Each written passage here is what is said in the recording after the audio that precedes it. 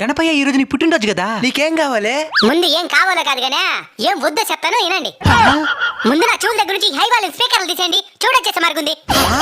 మీకు నిజంగా పాడాలనిపిస్తే ఒక భక్తి పాట నేర్చుకుని పాడండి, పరవశించిపోతాను. తాగి గుళ్ళో దర్శనానికి వెళ్తారా? అమ్మమ్మ, మరి నా మండపం కూడా గుడితో సమానమే కదా, మరెందుకు తాగొస్తున్నారు? తాగి నా ముందు ఆ డబుల్ మీనింగ్ పాటలకి గంతులేయడం వల్ల నన్ను తక్కువ చేసిన వాళ్ళు అవుతారు కానీ నా భక్తులు అనిపించుకోలేరు. ఇంకోటి, ఉన్నంతలోనే ఉత్సవాన్ని జరిపించండి. మీరు ఎంత పెట్టుబడి పెట్టారనే దాన్ని నేను చూడను, ఎంత ప్రేమను పెట్టారనేది మాత్రమే నేను చూస్తాను.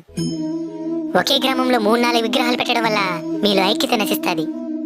అందరూ కలిసిమెలిసి ఒకే విగ్రహాన్ని పెట్టి పూజించండి.